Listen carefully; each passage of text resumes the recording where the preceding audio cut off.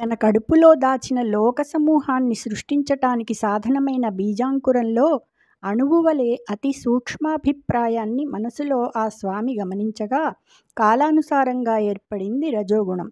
ఆ రజోగుణం వల్ల పరమేశ్వరుని నాభి నుండి తామర కాడ కలిగింది. ఆ తామర మొగ్గ కర్మచేత వికాసం చెందే సమయంలోనే ఆయన తన తేజస్సుతో పెంపొందిన నీటిలో విలసిల్లజేశాడు. సమస్త లోకాలకు ఆశ్రయమైనది, సకల గుణాలను ప్రకాశింపజేసే ఆ కమలంలో తన కళలలోని అంశను అంతర్యామి రూపంలో ఆయన ప్రవేశపెట్టాడు. దానివలన వేదమయుడు, ఉత్తమ గుణవంతుడు, స్వయంభువు అయిన బ్రహ్మ 4 ముఖాలతో ఆవిర్భవించాడు.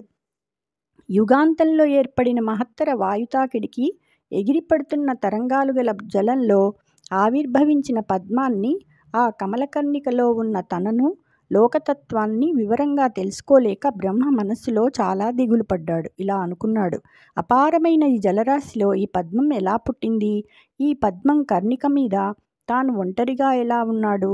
తన పేరేమిటి? తన ఈ పుట్టుకకు కారణమేమిటి? మనస్సులో ఎంత ఆలోచించినా తెలియటం లేదని బ్రహ్మ ఆశ్చర్యపడ్డాడు. ఆ పద్మనాళం మొదలు ఆ నీటిలో ఎక్కడ ఉన్నదో తెలుసుకోవడానికి బ్రహ్మ ఆ పద్మనాళం వివరంలో నుంచి కిందికి పోసాగాడు. అతి గంభీర విశాల వారి నిధితోయాంతర్నిమగ్నాంగుడై చతురాస్యుండొగి దివ్యవత్సర సహస్రంబబ్జమూలంబు సన్మతి నీక్షించి యుగానలేక భగవన్మాయా మహత్వంబు విస్మృతిగావింప విభీతుడై మరలజేరెన్ తత్సరోజాతమున్.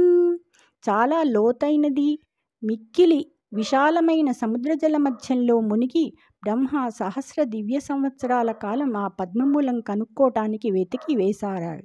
కానీ ఆయనకు అంతు చిక్కలేదు. భగవంతుని మాయా మహిమ ఆయనకు విస్మృతి కలిగించింది. అందువల్ల భయపడి వెనుదిరిగి ఆ పద్మంపైకి వచ్చాడు. జయ శ్రీకృష్ణ.